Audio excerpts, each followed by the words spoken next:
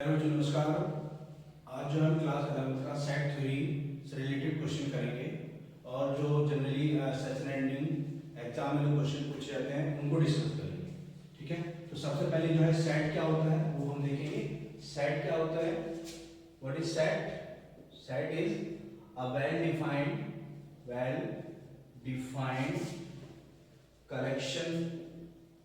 Collection of object is called set। ठीक है, इसमें एक वर्ड यूज हुआ है वेल डिफाइंड। ठीक है, इसका एक अपना मीनिंग होता है। ठीक है, हम बताएंगे कि इसका क्या मीनिंग होता है। जैसे मान लीजिए कोई सेट ए है सेट ऑफ नेचुरल नंबर्स। ठीक है, numbers less than 10।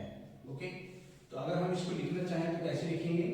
Set of natural numbers less than 10। So natural numbers start from 1 2 3 4 5 6 7 8 9 and less than 10। So it is up to 9। ठीक है, तो इसमें आप ये देख सकते हैं कि इसमें जो नंबर ऑफ एलिमेंट्स हैं सो नंबर ऑफ एलिमेंट्स वो कितने हैं? वो 9 है। हम इसको एन ए ऐसे रिप्रेजेंट करते हैं, एन ए 9। ठीक है, ऐसे लिखा जाता है। एक्चुअली नंबर ऑफ एलिमेंट्स जो है वो क्या रिप्रेजेंट करता है? Cardinal number. ठीक है, so cardinal number is the number of element present in a set. ठीक है, तो एक सेट में कितने एलिमेंट है उसको हम कहेंगे कार्डिनल नंबर। ठीक है, अब इसमें टोटल एलिमेंट्स कितने हैं? 9 है, फाइनाइट है। ठीक है, ये फाइनाइट है, कहने का मतलब है एक फिक्स नंबर है। सो इसलिए हम इसको जो है फाइनाइट सेट भी कहते हैं। ठीक है, फाइनाइट है। इसका दूसरा अपोजिट है, मान लीजिए कोई सेट बी है, बी सेम सेट लेते हैं, set of natural numbers.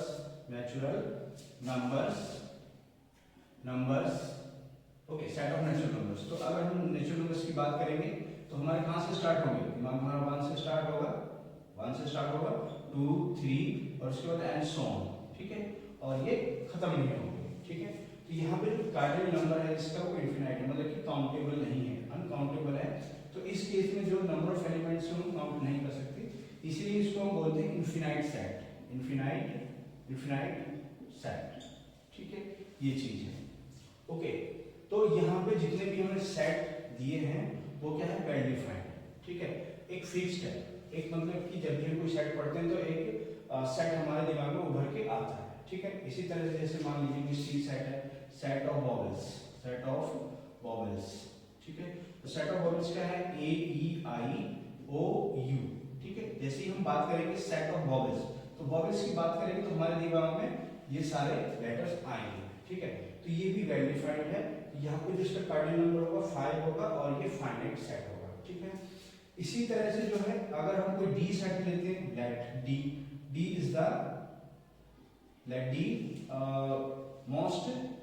Most dangerous animal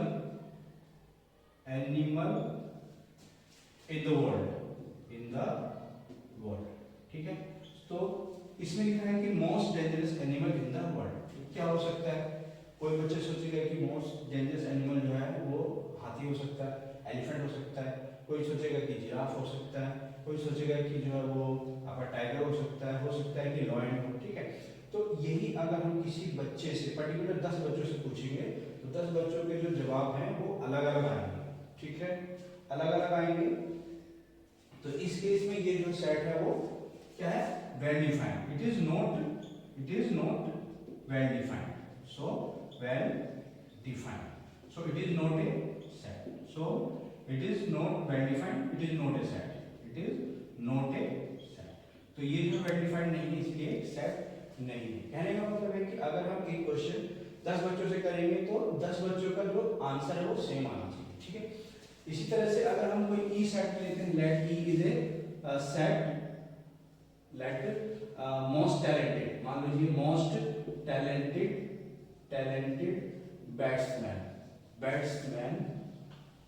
batsman in world या इन इंडियन टीम, ठीक है, इंडियन टीम। हम मान के चलते हैं कि हमें वो प्लेयर बता रहे हैं जो मोस्ट टैलेंटेड है।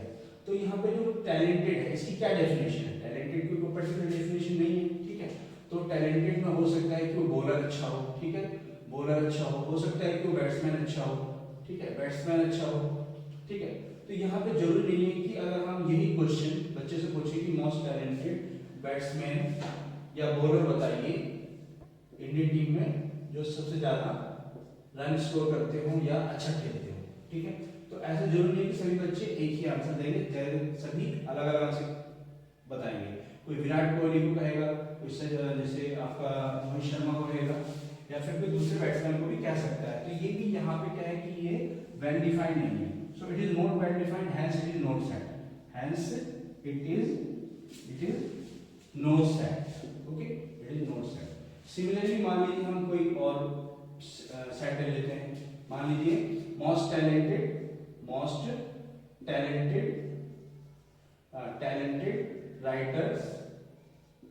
राइटर्स ऑफ वर्ल्ड, ठीक है, most talented writers of the world.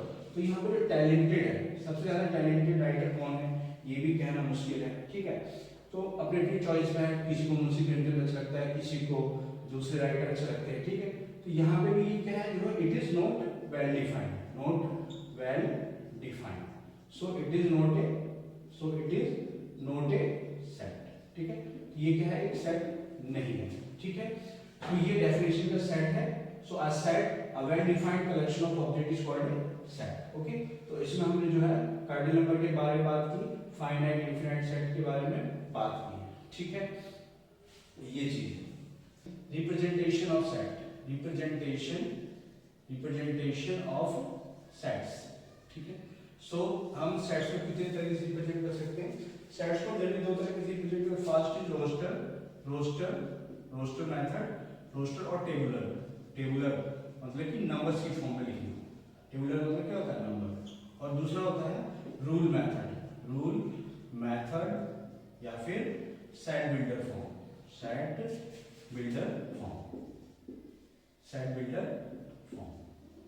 ठीक है। ये जैसे मान लीजिए हमने ये सेट लिखा, यहाँ पे ए, अभी हमने सेट माना था A, set of natural numbers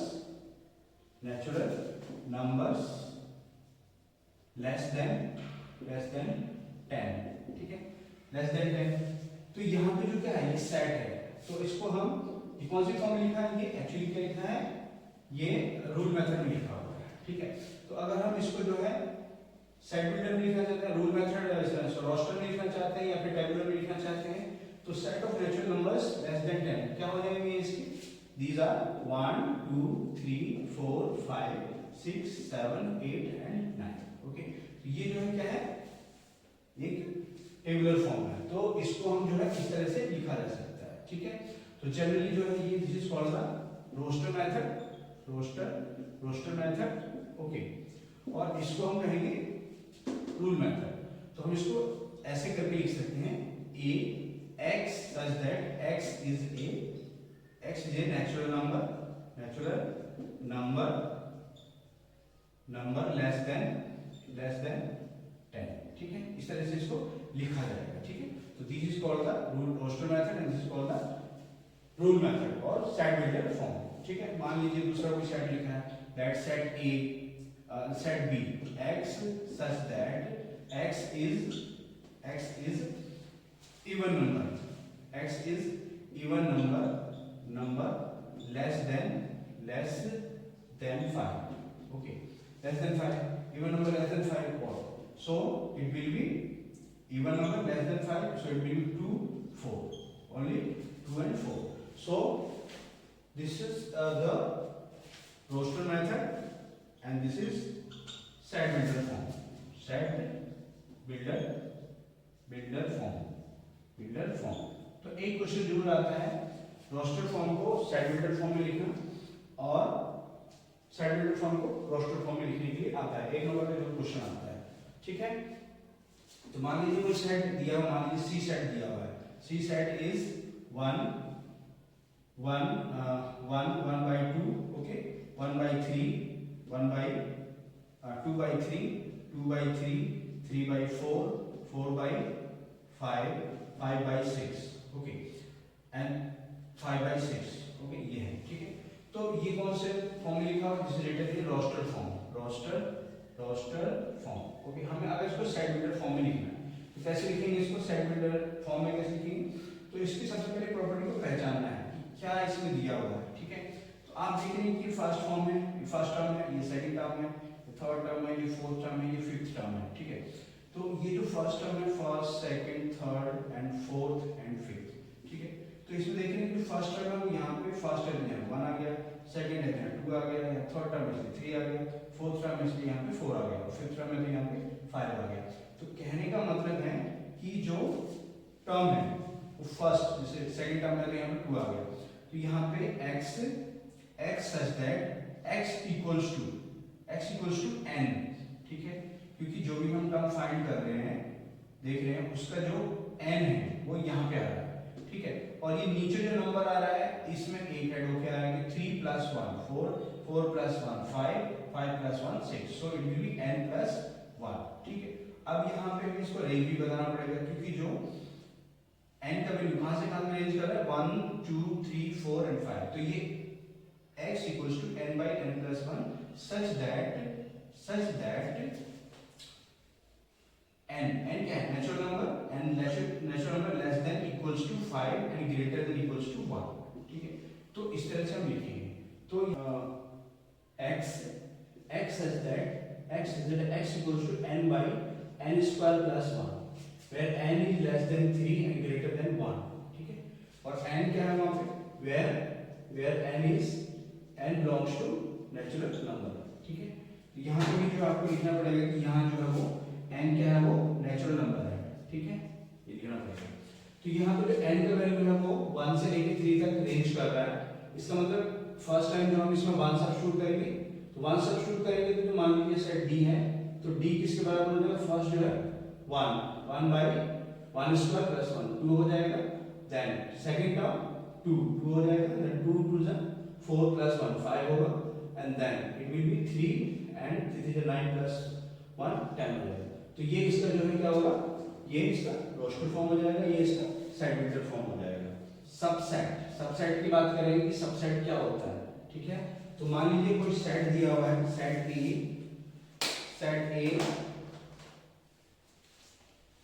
मान लीजिए सेट ए दिया हुआ है, लेट सेट ए कंटेन्स 1 2 3, ठीक है। तो इसके नंबर ऑफ सबसेट का मतलब क्या है, एक ऐसा सेट जो इसके अंदर कंटेंट हो, मान लीजिए सेट ए ये है, बी सेट हमने दे दिया, B set that it is 1 2, तो आप देख रहे हैं कि जो 1 भी इसके अंदर है और 2 भी इसके अंदर है, मतलब कि कंप्लीटली बी जो सेट है वो ए के अंदर है। तो इसका मतलब है कि जो ए सेट है वो यहाँ पर है, और जो बी सेट है इसके अंदर है, so B is the subset of A. तो ऐसे कितने सबसेट बन सकते हैं सेट ए के, उसको बोलते हैं सबसेट, ठीक है, नंबर ऑफ सबसेट। तो नंबर ऑफ सबसेट कितने होंगे यहाँ पे, तो इसमें अगर हम सेट ध्यान से देखें तो यहाँ पे जो है सबसेट हमारे एक तो इंडिविजुअली बन सकता है, 1 हो सकता है 2 भी हो सकता है कि 3 भी हो सकता है कि टोटली सेट जो 1 2 3 ये भी हो, ठीक है। और एक सेट जो 5 ये बनेगा, ठीक है, 5 सेट, एम्प्टी सेट भी जो है वो इसका सबसेट होता है, ठीक है। और ये सेट भी इसके सबसेट होगा, क्योंकि every set is subset of itself, so this is called the subset, these are the subset, okay, subset of the set A। और जब इस सेट को हम एक कंटेंट फॉर्म में लिखते हैं, एक सेट की फॉर्म में लिखते हैं, हम उसको बोलते हैं पावर सेट ऑफ A, ठीक है। तो this is called the power set of A। तो एक क्वेश्चन जो एग्जाम में आता है पावर सेट लिखने के लिए, ओके, सिंपल क्वेश्चन है, मान लीजिए कोई सेट B दिया हुआ है, उसमें A B 2 एलिमेंट दे रखे हैं, ठीक है।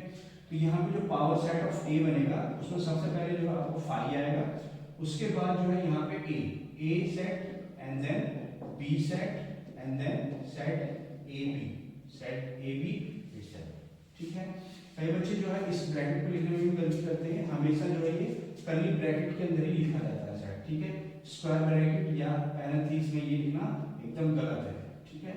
तो इस बात का ध्यान रखना है। सबसेट ऑफ ए सेट, ठीक है। Let's say set A is given and how many elements are there? Suppose 1 and 2 elements are there. So we have to find the subsets. So subsets. Okay.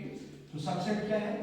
Subset क्या है कि कोई भी अगर set दिया हुआ है, मान लीजिए सेट C दिया है, यहाँ पे C में A B C ये तीन सेट, तीन एलिमेंट दे रखे हैं। हमने कोई सेट D मान लिया जिसमें मान लो चलो A और B है, ठीक है। तो आप देख रहे हैं कि A भी इसके अंदर है और B भी इसके अंदर है। इसका मतलब है कि ये जो सेट है टोटली इसमें कंटेंट है। तो यहाँ पे जो C सेट है उसके अंदर D सेट है। तो यहाँ पे जो D है वो सबसेट ऑफ C है, ठीक है। ये चीज है। तो कहने का मतलब ये है कि यहाँ पे कितने ऐसे सेट बन सकते हैं जिसमें वो सारे इसके सबसेट होंगे। तो कैसे होगा ये? तो सबसे पहले मान लीजिए यहाँ पे एक जो सेट होता है 5 हमेशा जो है वो क्या होता है इसका सबसेट होता है। दूसरा इसका 1 क्योंकि ये भी इसमें कंटेंट हो गया। दूसरा इसका हो सकता है कि 2 ये भी इसमें कंटेंट हो गया, ठीक है। हो सकता है कि ये 1 और 2 भी हो, 1 और 2 भी हो क्योंकि ये सेट पूरे के पूरे एलिमेंट इसके अंदर कंटेंट है। तो यहाँ पे जो ये है ये भी इसका सबसेट है, ठीक है।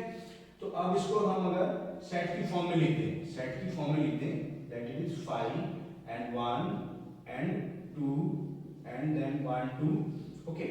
तो ये जो है ये क्या कहलाता है? This is called the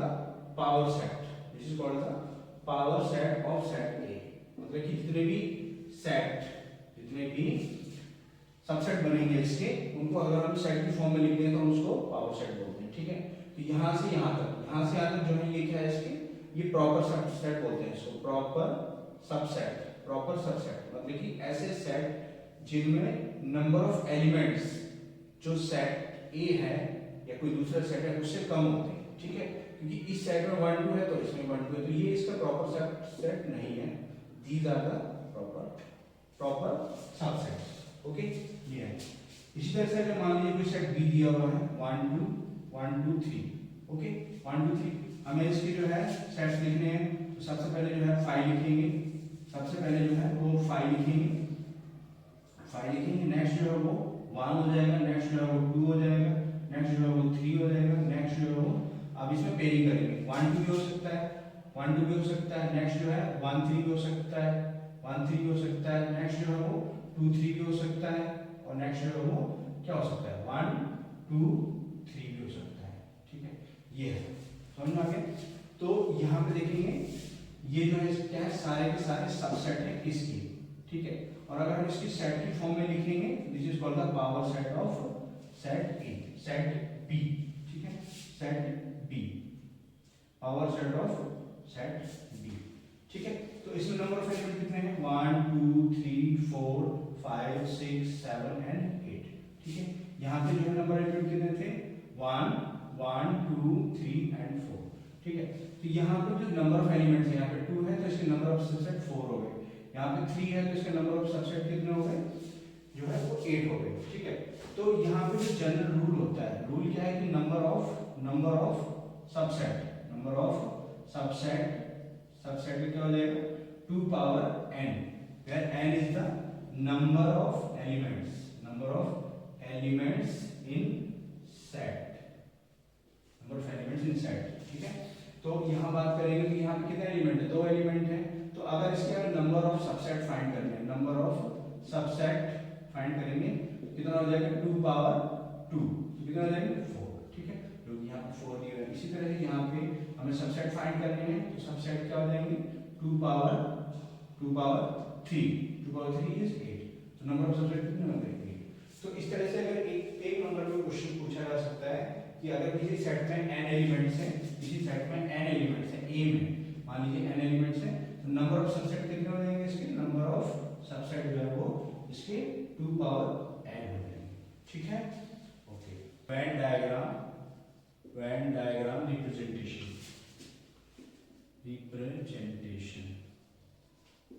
okay. Venn diagram representation, तो वेन डायग्राम क्या है कि एक ज्योमेट्रिकल फिगर, ठीक है, उसको ग्राफिकली हम रिप्रेजेंट कर सकते हैं, ठीक है। तो ग्राफिकली रिप्रेजेंट हम उसको कर सकते हैं। तो इसमें जैसे ऑपरेशन ऑफ सेट्स होता है, ऑपरेशन ऑफ सेट्स क्या होते हैं आपके union, intersection intersection and subtraction. Okay, subtraction, these are तीन चीजें होती हैं, यूनियन, इंटरसेक्शन, सब्ट्रैक्शन. ओके, तो यूनियन क्या है? यूनियन मींस अगर सेट मान लीजिए ए सेट है, ए सेट में 1 2 और 3 एलिमेंट हैं और सेट बी में जो है वो 2 3 एंड 4 एलिमेंट्स हैं. ठीक है, तो हम अगर ए यूनियन बी, ऐसे ए यूनियन बी, ये this represents the union find करना है. तो सबसे क्या करेंगे, सबसे पहले क्या करेंगे, सेट ए के एलिमेंट्स को लिखेंगे. सेट ए के एलिमेंट्स क्या है? 1 2 3 1 2 3. उसके साथ उसके बाद जो है सेट बी के एलिमेंट्स को लिखेंगे, लेकिन जो एलिमेंट्स आ चुके हैं उनको हम दोबारा नहीं लिखेंगे. तो 1 यहाँ पे आ चुका है, तो 1 तो है नहीं यहाँ पे. 2 जो है यहाँ पे आ चुका है, तो इसको नहीं लिखेंगे. ठीक है, उसके बाद 3 और 4, 3 भी आ चुका है यहाँ पे, 3 भी नहीं लिखेंगे. 4 रह गया, तो 4 यहाँ पे इसको हम लिख देंगे. ठीक है, तो ये जो है ए यूनियन बी होता है. ठीक है, समझ में आ गया? A union B. तो कहने का मतलब है कि A union B means x such that x belongs to a or x belongs to b. ठीक है, तो ये इसका सिंपल डेफिनेशन होता है. तो इसी तरह से अगर हम यहाँ पर बात करेंगे कि ये सेट a हो गया, ये सेट जो है वो b हो गया, ये सेट जो है वो b हो गया. ठीक है, a सेट है, तो यहाँ पे a में कितना है? 1 2 3 और b सेट में कितने हैं? 2 3 4. तो यहाँ पे जो 2 3 4 है वो कॉमन है. ठीक है, इसी तरह से इसका होता है कॉमन मतलब कि इंटरसेक्शन. जैसे a इंटरसेक्शन b फाइंड करना है, तो a इंटरसेक्शन b का मतलब है कि इन दोनों में कौन से एलिमेंट कॉमन है. तो 2 यहाँ पर भी है, 2 इधर भी है, 2 3 इधर भी है, तो 3 इधर भी है, और बाकी 1 है जो यहाँ पे नहीं है. ठीक है, या 4 यहाँ पे, तो इधर नहीं है. तो यहाँ पे जिसका आंसर होगा वो 2 3 होगा. तो इसका कहने का मतलब यहाँ पे 2 और 3 जो है कॉमन रहेंगे, और a में 1 2 3, तो यहाँ पे 1 रहेगा, और यहाँ पे जो है 2 3 4, तो 2 3 और ये 4. This is called the Venn diagram representation. ठीक है, तो वेन डायग्राम की हेल्प से भी हम जो है क्वेश्चंस कर सकते हैं. ओके, उसके बाद होता है सब्ट्रैक्शन. सब्ट्रैक्शन क्या है? तो a इंटरसेक्शन b का मतलब है x such that x belongs to a and x belongs to b. ठीक है, ये होता है. उसी तरह से सब्ट्रैक्शन का मतलब क्या है? मान लीजिए a माइनस b सब्ट्रैक्ट करना है. इसका मतलब कि जो a सेट है उसमें जो b a सेट है उसमें से जो b के एलिमेंट है वो हम सब्ट्रैक्ट कर देंगे. ठीक है, तो 1 2 3 है इसके अंदर, तो यहाँ पे 2 है. ठीक है, तो a सेट है इसमें 1 2 3 है, और b सेट है जो है वो 2 3 एंड 4 है. ठीक है, तो इसका मतलब है कि a माइनस b का मतलब है कि जो a एलिमेंट है, a के एलिमेंट्स आएंगे, लेकिन जो एलिमेंट्स b में है वो डिलीट कर देंगे. तो यहाँ पे 2 है, तो इधर भी 2 है, ये डिलीट हो जाएगा. यहाँ भी 3 है, इधर भी डिलीट हो गया. यहाँ 4 है, इधर 4 नहीं है. ठीक है, और यहाँ जो 1 है तो इधर 1 नहीं है. तो यहाँ पर अल्टीमेटली कौन सा एलिमेंट बचा? 1. तो इसका आंसर सिर्फ 1 होगा. ठीक है, इसी तरह से अगर हमें b माइनस a फाइंड करना है, तो b माइनस a जो है वो b के एलिमेंट्स 2 3 4, तो यहाँ से जो b a के एलिमेंट्स वो सब्ट्रैक्ट कर देंगे. 2 यहाँ पर है, तो 2 यहाँ पर है, हटा देंगे इसको. 3 यहाँ पर है, 3 यहाँ पर हटा देंगे. तो b में कौन सा एलिमेंट बचा? 4, ओनली 4. तो ये आंसर आएगा इसका. ठीक है, तो b minus a. So ultimately a minus b. a minus का डेफिनेशन क्या होगा? x such that x belongs to a but x does not belongs to b. ठीक है, so this is definition of a minus b. ठीक है, ये इस तरह से करेंगे, इस तरह से करना. तो इसमें वेन डायग्राम में जो रिप्रेजेंटेशन जनरली जैसे a यूनियन b, जैसे डी मॉर्गन्स लॉ रिप्रेजेंट करने के लिए आते हैं कई बार. डी मॉर्गन्स लॉ क्या है कि a यूनियन b कॉम्प्लीमेंट जो है वो किसके बराबर होगा. ठीक है, तो a यूनियन b कॉम्प्लीमेंट अगर वेन डायग्राम की हेल्प से देखेंगे, ये a है, ये b है. ठीक है, तो a यूनियन b का मतलब क्या है? इन दोनों को मिला के ये हो जाएगा पूरा. ठीक है, a union b. Okay, a union b. अब इसका कॉम्प्लीमेंट मतलब कि इसको छोड़ के, तो अल्टीमेटली जो हमारा फिजिबल रीजन आएगा या जो फिजिबल सॉल्यूशन होना चाहिए वो ये होगा हमारा. ठीक है, ये होगा.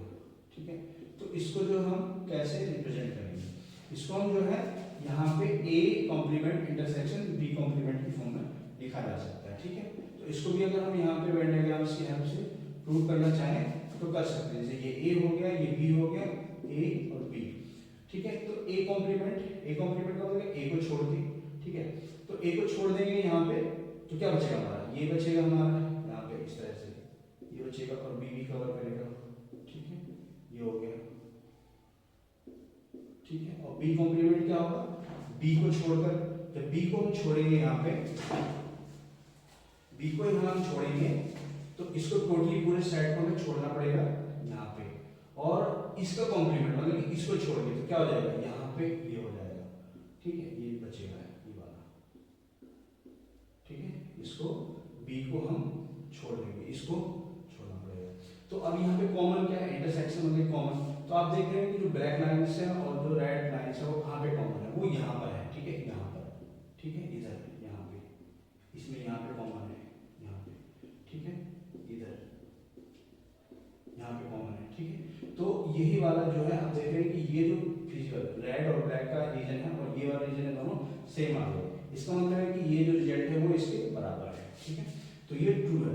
तो इस तरह से हम वेन डायग्राम की हेल्प से हम जो है इसको लिख सकते हैं, ओके।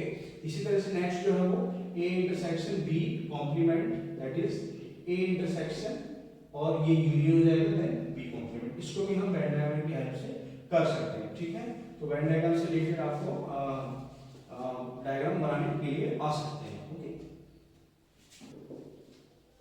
डिस्ट्रीब्यूटिव लॉ, ठीक है।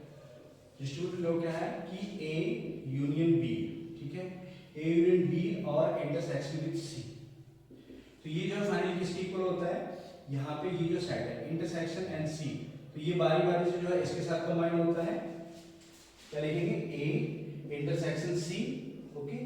उसके बाद फिर बी के साथ यहाँ पे बी इंटरसेक्शन सी यहाँ पे, और इसके बीच में ये वाला सेट जो है ये यहाँ ब्रैकेट के अंदर है, फिर ब्रैकेट के बाहर आ जाएगा, ठीक है। इसी तरह से अगर A intersection B union C, तो यहाँ पे भी सेम इसी तरह से यहाँ पे इसको लिखेंगे हम, तो इसमें जो है ए यूनियन सी और ए बी यूनियन सी और यहाँ पे ये इंटरसेक्शन, ठीक है, ये चीज है यहाँ इस तरह से इसको लिखा जाएगा, ओके। हम इसको जो है ऐसे भी लिख सकते हैं ए यूनियन बी, इधर भी हो सकता है, तो ये इंटरसेक्शन सी यहाँ भी लिखा जा सकता है, तो सेम रिजल्ट है ये, ठीक है, सेम रिजल्ट आएगा इसका। इसी तरह से ये जो है यहाँ भी लिखा जा सकता है, ये ए इंटरसेक्शन बी और यूनियन सी, ऐसे करके भी ये लिखा जा सकता है, okay. Show that A union B equals to B intersection A, ठीक है, या ए इंटरसेक्शन बी, ठीक है, A intersection B then implies that A equals to B, ये क्वेश्चन है। तो अगर ये दोनों होल्ड करते हैं, ये इसके बराबर है, तो कहने का मतलब है कि क्या ए बी के बराबर होगा, ठीक है। तो हमें यहाँ पे नोट करने वाली बात क्या है कि हमें ये प्रूव करना है कि ए इक्वल्स टू बी, तो हम ए इक्वल्स टू बी का प्रूव कर सकते हैं, प्रूव कर सकते हैं जब हम ये प्रूव कर दें कि ए सबसेट ऑफ बी है और बी सबसेट ऑफ ए है, तो अगर ये प्रूव हो जाएगा तो ये अल्टीमेटली ये हो जाएगा, ये हम प्रूव कर दें तो अल्टीमेटली ये प्रूव हो जाएगी ए जो है बी के बराबर है, ठीक है। तो यही हम प्रूव करने की कोशिश करेंगे यहाँ पे सॉल्यूशन। तो लेट कर लेंगे कि ए जो है वो ए से बिलोंग कर रहा है, ठीक है, जो ए जो है ए से बिलोंग कर रहा है, तो हो सकता है कि a belongs to A union B से बिलोंग करे, ए यूनियन बी से भी बिलोंग कर सकता है, ठीक है। क्यों, क्योंकि ए में तो जो सेट है, ए में तो ए है ही, ठीक है, और बी में हो सकता है कि ए हो या ना भी हो, ठीक है। तो अगर ए यूनियन बी फाइंड करेंगे तो उसमें क्या आएगा, ए और बी तो आएगा ही आएगा, ठीक है। तो it means that if A belongs to A then A belongs to A union B, ठीक है। तो दूसरा केस ये भी हो सकता है कि अगर इसमें ए ना हो तो ये बी और सी भी हो सकता है, तब भी अगर हम इसका यूनियन फाइंड करेंगे तब भी इसमें ए बी और सी आएगा, ठीक है। तो it means that if A belongs to A, small a belongs to A, then obviously it belongs to A union B, ठीक है, ये चीज है। A belongs to A then A belongs to A union B, और A union B किसके बराबर है, आप देख सकते हैं यहाँ पे ए यूनियन बी जो है वो ए इंटरसेक्शन बी के बराबर है, ए इंटरसेक्शन बी। अब ए इंटरसेक्शन बी जो है ए से बिलोंग कर रहा है, इसका मतलब ये एलिमेंट दोनों के अंदर होना चाहिए, it means that A belongs to A and A belongs to B. तो हमने ये प्रूव कर दिया कि अगर एलिमेंट ए से बिलोंग कर रहा था तो वो बी से भी बिलोंग कर रहा है, ठीक है, बी से भी बिलोंग कर रहा है, इसका मतलब है कि जो ए है वो सबसेट ऑफ बी हो गया। तो ये हमारा फर्स्ट इक्वेशन हो गया, ठीक है। इसी तरह से लेट कर लिया हमने, अब बी से एलिमेंट जो है लेट करेंगे, let B belongs to B, okay. B belongs to B, it means that B belongs to A union B, same concept रहेगा, ए यूनियन बी रहेगा, ठीक है। ए यूनियन बी रहेगा, और ए यूनियन बी किसके बराबर है? बी ए इंटरसेक्शन बी के बराबर है, ए इंटरसेक्शन बी के बराबर है। इसका मतलब है कि B belongs to A intersection B, इसका मतलब है कि बी जो है बिलोंग्स टू ए है और बी बिलोंग्स टू बी है, ठीक है। क्योंकि बी जो है वो ए इंटरसेक्शन बी से बिलोंग कर रहा है, इसका मतलब है कि बी जो है वो दोनों में होना चाहिए। तो हमने ये देखा कि यहाँ पे कोई एलिमेंट अगर बी से बिलोंग कर रहा है तो वो ए से भी बिलोंग कर रहा है, इसका मतलब ये हो गया कि जो बी है वो सबसेट ऑफ ए है। तो ये हमारा सेकंड इक्वेशन हो गया। So by 1 and 2 it is A equals to B, ठीक है। तो ये प्रूव हो गया, okay. Now next is question is for any set A and B, for any set A and B show that power set of A intersection B equals to power set of A intersection power set of B, ठीक है। ये prove करना है। यहाँ पे भी same जो है हम ये जो है इसके बराबर है, तो ये प्रूव करेंगे कि जो पावर सेट है, मींस हमें क्या प्रूव करना है? प्रूव करेंगे power set of A intersection B जो है वो सबसेट है P A intersection P B का, और दूसरा हम ये प्रूव करेंगे, फर्स्ट ये प्रूव करेंगे, सेकंड ये प्रूव करेंगे कि जो पावर सेट जो P A intersection P B है, पी बी वो सबसेट है पी ए इंटरसेक्शन बी का, ठीक है। इन दोनों का अगर हम प्रूव कर देंगे तो अल्टीमेटली इन दोनों से ये प्रूव हो जाएगा कि power set of A intersection B equals to power set of A intersection power set of B के बराबर होगा, ठीक है। तो यही करेंगे हम लोग। तो सॉल्यूशन तो यहाँ पे लेट कर लेंगे, let first, okay. Let power set है तो पावर सेट है, सेट का मतलब क्या? उसके अंदर एक सबसेट होगा, क्योंकि पावर सेट में क्या होता है? कंटेन करता है, सेट ही कंटेन करता है। तो यहाँ पे हम लेट कर लेंगे, let x belongs to power set of a intersection b, ठीक है। तो पावर सेट है, पावर सेट है a इंटरसेक्शन b का, उसमें ऑब्वियसली जो है वो क्या होगा? ऑब्वियसली जो है वो सेट कंटेन करके रखेगा। तो हमने मान लिया कि x belongs to power set of a, it means that कि जो x होगा वो क्या है? सबसेट है, सबसेट है तो x जो है वो a इंटरसेक्शन b का क्या हो जाएगा? सबसेट हो जाएगा इंटरसेक्शन b, क्योंकि यहाँ पे जो x है वो बिलोंग्स टू है, मतलब कि x जो सबसेट है वो पावर सेट ऑफ a और b में है, a इंटरसेक्शन b में है। तो इसका मतलब कि x जो है वो सबसेट हो गया a इंटरसेक्शन b का, ठीक है। तो इसका मतलब है कि अब a इंटरसेक्शन b का क्या डेफिनेशन होता है? x subset of x belongs, ठीक है, x सबसेट ऑफ a हो जाएगा and x subset of b हो जाएगा, x सबसेट ऑफ b हो जाएगा, x सबसेट ऑफ b हो जाएगा, ठीक है। अब x सबसेट ऑफ a हो गया और जो है x सबसेट ऑफ b हो गया, ठीक है। तो इसका मतलब ये होगा कि x जो है वो belongs to power set of a होगा, और इसका मतलब कि x belongs to power set of b होगा, ठीक है। इसका मतलब ये हो गया। अब इसमें ये देख रहे हैं कि जो पावर सेट है, जो x है वो पावर सेट a और x जो है वो पावर सेट b दोनों से बिलोंग कर रहा है। इसका मतलब है कि अगर power set of a intersection of power set b find करें तभी उसमें x ही आएगा, तो x belongs to power set of a भी हो जाएगा। तो यहाँ से हमने देखा कि कोई सेट अगर पावर सेट में बिलोंग कर रहा है तो वो individually power set of a intersection power set of b में भी बिलोंग कर रहा है, ठीक है। तो इसका मतलब क्या हो गया? इसका मतलब हो गया कि ये जो है power set of a intersection b वो सबसेट है किसका? Power set of a intersection power set of b का, ठीक है। तो फर्स्ट इक्वेशन होगा ये, ठीक है।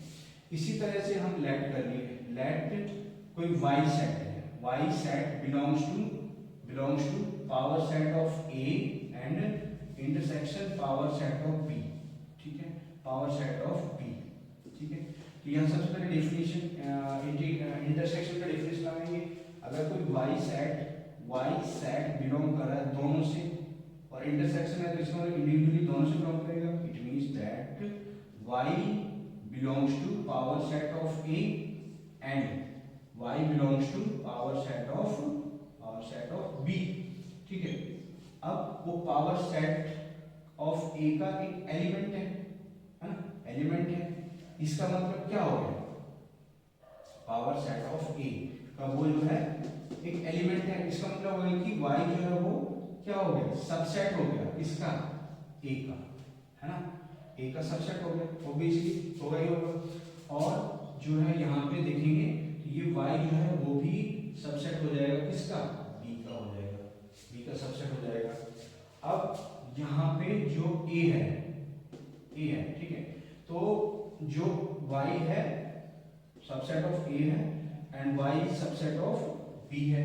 इसका मतलब है कि अगर हम यहाँ पे इसका इंटरसेक्शन फाइंड करेंगे, ओके, इंटरसेक्शन फाइंड करेंगे तो y belongs to a intersection b, ये हो जाएगा। तो y जो है वो इंटरसेक्शन b का एलिमेंट होगा। कहने का मतलब है कि जो y सेट होगा वो सबसेट हो जाएगा, सबसेट हो जाएगा किसका, power set of a intersection b का, है ना, ये हो जाएगा। तो हमने ये माना है यहाँ पे कि जो y यहाँ पे इससे बिलोंग कर रहा है, y जो है किससे बिलोंग कर रहा है, p a intersection p b से। और ये हमने प्रूव कर दिया कि y जो है वो सबसेट है किसका, y जो है सबसेट है किसका, power set of a b का, ठीक है, power set of a b का। और सॉरी यहाँ पे जो है ये सबसेट रहेगा तो ये जो है बिलोंग्स टू करेगा, बिलोंग्स टू, ओके। तो इसका मतलब हो गया कि जो है ये जो है सबसेट हो जाएगा, P A is P A intersection P B जो है वो सबसेट हो जाएगा किसका, पी ए इंटरसेक्शन बी का, ठीक है। तो ये सेकंड इक्वेशन हो गया। So by 1 and 2, bye 1 and 2 क्या हो जाएगा, ये 1 एंड 2 से प्रूव हो गया कि power set of A intersection B जो है वो किसके बराबर है, power set of A intersection power set B, ठीक है, ये प्रूव हो गया, ठीक है। Is if a b and c are sets such that a union b equals to a union c and a intersection b equals to a intersection c, then show that b equals to c, तो हमें ये prove करना है कि b जो है वो c के बराबर है। तो इसमें हम क्या करेंगे, डिस्ट्रीब्यूटिव लॉ अप्लाई करेंगे, डिस्ट्रीब्यूटिव लॉ अप्लाई करेंगे इसके अंदर, ठीक है। डिस्ट्रीब्यूटिव लॉ क्या होता है कि अगर a intersection a unit b, ठीक है, a यूनिट b दिया हुआ है और अगर हम थर्ड सेट उसके साथ इंटरसेक्ट करते हैं तो यहाँ पे जो ये सेट है वो इंडिविजुअली ये इसके साथ ऑपरेट हो जाता है। तो ये a intersection c equals to a intersection c, okay, and b intersection c, ये हो जाता है। और यहाँ पे जो ये ऑपरेशन होता है वो यहाँ बीच में होता है। इसी तरह से अगर a intersection b दिया हुआ है तो यहाँ पे थर्ड जो सेट होगा हम वो ऑपरेट करेंगे यूनियन c। तो सेम प्रोसेस रहेगा, यहाँ पे a यूनियन c हो जाएगा और यहाँ पे जो है वो b यूनियन c हो जाएगा, और ये जो सेट है वो यहाँ पे आ जाएगा, ठीक है। तो इस रूल्स को हमें अप्लाई करना है। तो यहाँ पे देख रहे हैं कि हम जो है यहाँ पे a यूनियन b लिखा हुआ है, a union b equals to a union c, ठीक है, ये दिया हुआ है और हमें प्रूव करना है b इक्वल्स टू c। तो हम क्या करेंगे, बारी बारी से यहाँ पे a और c को इंटरसेक्ट करेंगे यहाँ पे, क्योंकि यूनियन दिया हुआ है तो इंटरसेक्ट करना पड़ेगा। और अगर हम ये वाला रूल अप्लाई करते हैं, ये वाला यहाँ पे, तो हम इसके साथ जो है यूनियन फाइंड करते हैं, ठीक है। तो हमें इसको लेके चलना है। तो यहाँ पे a यूनियन b तो इंटरसेक्ट करेंगे यहाँ पे पहले बी को, ठीक है, B equals to A union C and intersection with B, ठीक है। अब दोनों तरफ जो डिस्ट्रीब्यूट अप्लाई करेंगे तो यहाँ पे ए इंटरसेक्शन बी और बी इंटरसेक्शन बी, ठीक है, और ये साइन यहाँ पे आ जाएगा बीच में, equals to A intersection B ये हो जाएगा और सी इंटरसेक्शन बी और ये साइन जो यहाँ पे आ जाएगा, इधर आ जाएगा। अब यहाँ पे ध्यान से देखेंगे तो ए बी और बी यहाँ पे दो सेट है इस तरफ ए और बी, ठीक है, तो इसको ऑपरेट करेंगे। तो यहाँ ध्यान से देखेंगे कि यहाँ पे जो है दो सेट है, एक ए है और एक बी है, ए और बी। तो ए इंटरसेक्शन बी की पहला कौन सा पार्ट है, ये वाला हो गया, और A intersection B intersection B मतलब ये बी ही हो गया, ठीक है। तो बी इंटरसेक्शन बी मतलब पूरा बी ही हो गया, ठीक है, ये हो गया। तो ये वाला पार्ट और ये पूरा बी का इंटरसेक्शन क्या हो जाएगा, इंटरसेक्शन जो है कॉमन वाला पार्ट क्या होगा, यूनियन क्या होगा, टोटली बी ही होगा, ठीक है। तो यूनियंस का इस अल्टीमेटली बी के बराबर हो जाएगा यहाँ पे। अब यहाँ पे देखेंगे तो ए इंटरसेक्शन बी, इसको रूल अप्लाई करेंगे, इस तरफ जो है ये वाला रूल अप्लाई करेंगे। तो A intersection B union C intersection B, ठीक है, तो सी इंटरसेक्शन बी, तो ये A intersection B equals to union C intersection B, इसको ऐसे लिख देंगे। ये फर्स्ट हो गया। उसके बाद जो है नेक्स्ट क्या करेंगे, सेम जेड को A union B equals to A union C. अब हमने यहाँ पे बी इंटरसेक्ट किया, अब सी इंटरसेक्ट करेंगे ए यूनियन बी और इंटरसेक्शन विद सी, और ये A union B C and intersection with C, ठीक है, ये करेंगे। तो यहाँ पे ये जो है इंडिविजुअली ए इंटरसेक्शन सी और A B and intersection with C, ठीक है, यहाँ पे यूनियन आएगा। उसके बाद जो है ये यहाँ पे ए इंटरसेक्शन सी और सी इंटरसेक्शन सी, ठीक है, और ये यहाँ पे यूनियन आएगा। तो यहाँ पे ए बी सी तीन सेट है यहाँ पे, ठीक है, और यहाँ पे ए सी दो सेट। यहाँ पे ध्यान से देखेंगे तो ये जो है ए हो गया, ये सी हो गया, ए और सी, तो ए इंटरसेक्शन सी ये वाला पार्ट हो जाएगा, और सी इंटरसेक्शन सी सी हो जाएगा टोटली, ये वाला टोटली पूरा पार्ट हो जाएगा। तो इसका यूनियन किसके बराबर होगा, सी के बराबर होगा। तो ये जो किसके बराबर होगा, सी के part, this part is equals to C. अब ये वाला पार्ट जो है इसके इक्वल प्रूव करना है। तो यहाँ पे देख रहे हैं कि बी इंटरसेक्शन यहाँ दिया हुआ है, बी इंटरसेक्शन सी यहाँ दिया हुआ है, यहाँ पे ये वाला पार्ट और ये वाला पार्ट अलग है।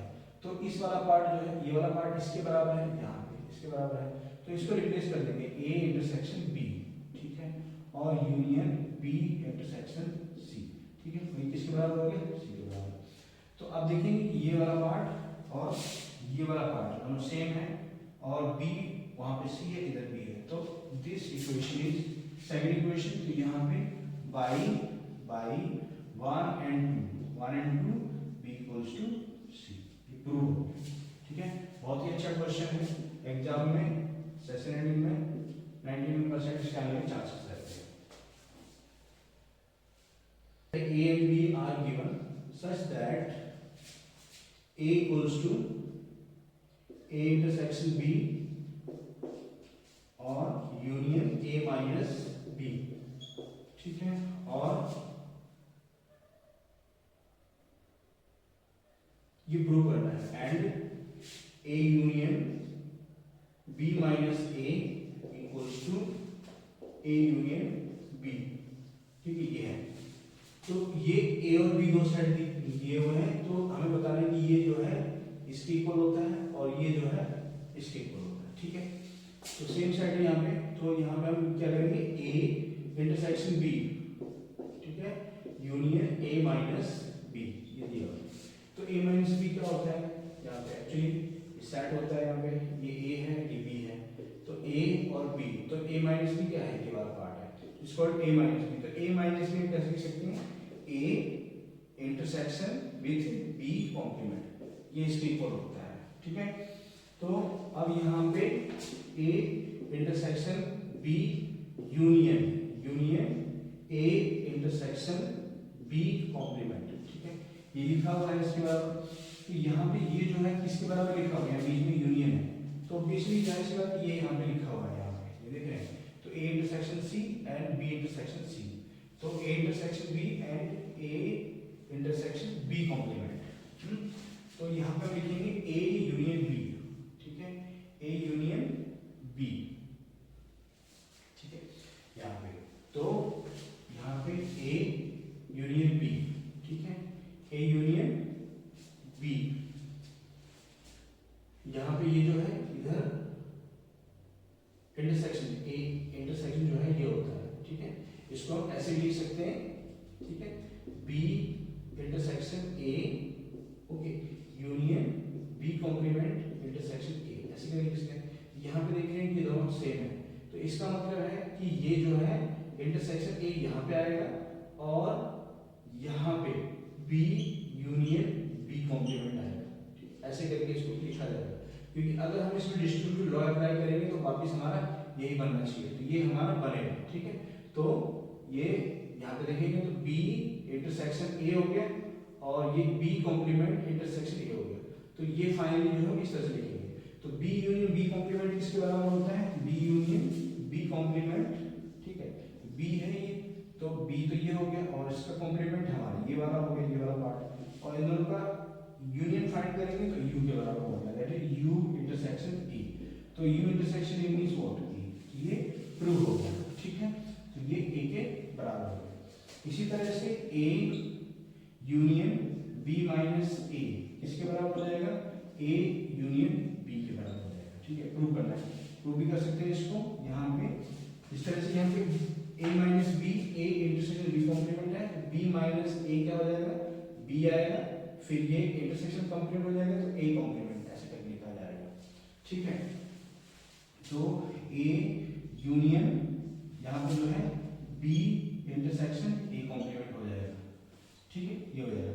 अब इसमें हम क्या करेंगे, डिस्ट्रीब्यूटिव लॉ अप्लाई करेंगे, यहाँ पे यूनियन वाला, यहाँ पे ये सेकंड वाला अप्लाई करेंगे, तो ये सेपरेट हो जाएगा, यहाँ पे इसको एक बार इसके साथ, तो ए यूनियन बी और एक बार इसके साथ, तो ए यूनियन ए कॉम्प्लीमेंट इसके साथ, और ये जो ब्रैकेट के अंदर है वो यहाँ पे आ जाएगा। तो ए यूनियन बी ये किसके बराबर होगा, ए यूनियन बी और intersection A union A complement, A union A complement किसके बराबर, यू के बराबर होगा, ठीक है। तो यहाँ पे जो कॉमन होगा यू और ए यूनियन बी, छोटा सेट ये है तो ये ए यूनियन बी के बराबर हो जाएगा, तो इस तरह से ये प्रूव करना है, ओके, प्रूव हो गया।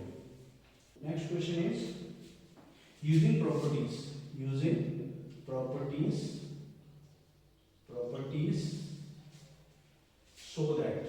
so that first A union A intersection B equals to A and A intersection A union B equals to A, ये है, ठीक है, तो इसके बराबर है। तो ये बहुत अच्छा क्वेश्चन है, और ये भी जनरली 99% जो है क्वेश्चन बोर्ड में सेशन में पूछा जाता है, ठीक है। इसमें बच्चे जनरली क्या करते हैं कि सेट मान लेते हैं, सेट ए कुछ मान लिया हमने, ठीक है, सेट बी कुछ मान लेते हैं, ठीक है, और इसको फिर सॉल्व करने की कोशिश करते हैं, ठीक है, क्योंकि ये जनरली क्या रूल है, ये ऑब्वियसली सेट से भी करेंगे तो ये प्रूव हो जाएगा, ठीक है, लेकिन यहाँ पे प्रॉपर्टी से पूछा हुआ है तो प्रॉपर्टी से अप्लाई करनी है, ठीक है। अगर सेट से इसको करेंगे तो गलत माना जाएगा और 0 नंबर मिलेगा, ठीक है। तो आप प्रॉपर्टी से इसको कैसे करेंगे, यहाँ से देखेंगे तो यहाँ पे A union A intersection B, A intersection B, ठीक है, तो यूनियन भी दिया हुआ, इंटरसेक्शन भी दिया हुआ, तो कौन सा रूल अप्लाई होगा यहाँ पे ये यूनियन बाहर लिया, ये वाला रूल अप्लाई होगा, तो इसको हम यहाँ पे सेपरेट करके जो है वो लिख देंगे, तो ये ए यूनियन ए हो जाएगा, फिर ए यूनियन बी हो जाएगा और यहाँ पे इंटरसेक्शन आएगा, ठीक है। तो ए यूनियन ए किसके बराबर होगा, ए यूनियन ए के बराबर होगा and intersection A intersection B हो जाएगा। तो इसको वेन डायग्राम की हेल्प से करेंगे हम लोग, तो यहाँ पे ये ए है और ये बी है, ए है ये बी है, तो ए इंटरसेक्शन बी ये वाला पार्ट हो जाएगा और ए हमारा टोटली ये हो जाएगा टोटली। तो अगर हम इसका इंटरसेक्शन करेंगे तो कौन सा पार्ट आएगा, इंटरसेक्शन निकालेंगे तो ऑब्वियसली जो है क्या आएगा, ये जो है ये वाला पार्ट आएगा, क्योंकि A union A and intersection A union B, sorry जो है यहाँ पे ये ए यूनियन बी आएगा, ठीक है। तो ये जो है ए यूनियन बी हमारा पूरा सेट क्या होगा, ए यूनियन बी पूरा सेट हो जाएगा, ए यूनियन बी जो है वो पूरा सेट हो जाएगा, ए हो जाएगा ये बी हो जाएगा, ए यूनियन बी पूरा सेट हो जाएगा, ठीक है। और इंटरसेक्शन विद ए मतलब ए ही आएगा, ये इसका आंसर होता है, ठीक है। इसमें जो सेकंड पार्ट है वो A intersection A union B, same rule apply करेंगे डिस्ट्रीब्यूट ऑफ इसके साथ और इसके साथ। तो ए इंटरसेक्शन ए और ए इंटरसेक्शन बी और ये फिर यूनियन ब्रैकेट में बाहर, तो यहाँ पे भी ए इंटरसेक्शन ए के बराबर होगा, यूनियन ए इंटरसेक्शन बी हो जाएगा। यहाँ पे भी हम देखेंगे ये ए है और ये बी है, ठीक है, ए और बी है, तो ए इंटरसेक्शन बी कौन सा पार्ट होगा, ये वाला हो जाएगा, और ए पार्ट हमारा ये हो जाएगा, ठीक है, ए। तो हमें इसके यूनियन फाइंड करना है, यूनियन फाइंड करना है, इसका मतलब ये जो है यूनियन किसके बराबर, ए के बराबर होगा, क्योंकि ये टोटली ए और ये वाला पार्ट कॉमन है, तो एक बार आएगा तो ए के बराबर हो जाएगा, अल्टीमेटली जो है ए के बराबर हो जाएगा। तो इस तरह से ये करना है, बहुत ही simple question. Let A B and B be the set and A intersection X equals to B intersection X equals to 5 and A union X equals to B union X equals to दिया हुआ है for some set A, for some set X, okay, some set X, show that A equals to B, ठीक है। तो ये question भी बहुत important है, वेरी इंपॉर्टेंट क्वेश्चन है, और जनरली जो है वो सेशन में पूछा जाता है, ठीक है। तो इसमें भी हम सेम कॉन्सेप्ट अप्लाई करेंगे जो हमने लास्ट क्वेश्चन में किया था, जिसमें हमने B equals to C prove किया था। यहाँ पे ये गिवन है, यहाँ पे A union X equals to B union X, तो सेम करेंगे यहाँ पे, सेम करेंगे यहाँ पे कि एक बार A को इंटरसेक्ट करेंगे, B को इंटरसेक्ट करेंगे, तो एक बार A इंटरसेक्ट करेंगे तो A इंटरसेक्शन, ठीक है, तो इसमें A union X intersection A, ठीक है, और B union X intersection A, ठीक है, ये हो गया। इंटरसेक्ट करेंगे तो यहाँ पे A इंटरसेक्शन A हो जाएगा और ये जो है X इंटरसेक्शन A हो जाएगा, यूनियन, ठीक है, तो ये हो गया। उसके बाद जो है यहाँ पे देखेंगे तो ये B इंटरसेक्शन A हो गया और ये जो है यहाँ पे X इंटरसेक्शन A यूनियन हो जाएगा, ठीक है, ये हो गया। तो A इंटरसेक्शन A यहाँ पे ध्यान से देखेंगे तो A intersection A and B, तो A इंटरसेक्शन A कौन सा बनेगा, ये A intersection A and X intersection A, तो A और X हो गया, ठीक है, तो A इंटरसेक्शन A तो A ही हो गया इक्वल्स टू A हो गया, और union X intersection A, X intersection में ये वाला पार्ट आएगा, और A के साथ यूनियन करेंगे तो ऑब्वियसली क्या आएगा, ये जो है A के साथ यूनियन करेंगे तो ऑब्वियसली जो है A के इक्वल आएगा, ठीक है। ये फाइनली जो है A के इक्वल हो जाएगा, और यहाँ पे B इंटरसेक्शन A और यूनियन X इंटरसेक्शन A जो है वो 5 के इक्वल है, 5, तो यहाँ पे ये जो है इसका और इसका यूनियन फाइंड करेंगे तो B इंटरसेक्शन A के बराबर आएगा, तो ये A के बराबर हो गया, ठीक है। इसी तरह से जो है अब सेकंड पार्ट करेंगे, सेकंड पार्ट में सेम कॉन्सेप्ट अप्लाई करेंगे, A union X equals to B union X, ठीक है। अब यहाँ पे जो है मैंने A इंटरसेक्ट किया, अब हम B इंटरसेक्ट करेंगे, तो A यूनियन X और इंटरसेक्शन B और B union X intersection with B, ठीक है, ये हो जाएगा। उसके बाद जो है ये इसको जो सॉल्व करेंगे, A intersection B union X intersection B equals to B intersection B और यूनियन X इंटरसेक्शन B, ठीक है। यहाँ पे भी सेम सेट है, यहाँ पे दो सेट है A और B, B और X है, ठीक है। B intersection B is what, B and X intersection B is this part, okay, और इसका जो यूनियन फाइंड करेंगे तो बी के इक्वल आएगा, तो ये फाइनली बी के इक्वल हो जाएगा। और यहाँ पे देखेंगे तो ए इंटरसेक्शन बी हो गया, और यहाँ पे जो यूनियन है और ये फाइव के इक्वल हो जाएगा, तो ये ultimately A intersection B equals to B के बराबर होगा। तो ये हमारा सेकंड इक्वेशन हो गया और ये हमारा फर्स्ट इक्वेशन हो गया। सो बाई 1 एंड 2 जो है वो ए बी इक्वल्स टू ए के बराबर हो जाएगा, ठीक है। ये तो प्यारे बच्चों बहुत सारे क्वेश्चन किए हमने इस चैप्टर से रिलेटेड। ये जनरली वो क्वेश्चन है जो वो सेशन एंडिंग एग्जाम में पूछे जाते हैं, हो सकता है कि ये क्वेश्चन आए, ठीक है। और भी बहुत सारे क्वेश्चन हैं जो आप जरूर ट्राई किए, वो भी क्वेश्चन एग्जाम में आ सकते हैं, ठीक है। तो प्यारे बच्चों आज के लिए इतना ही।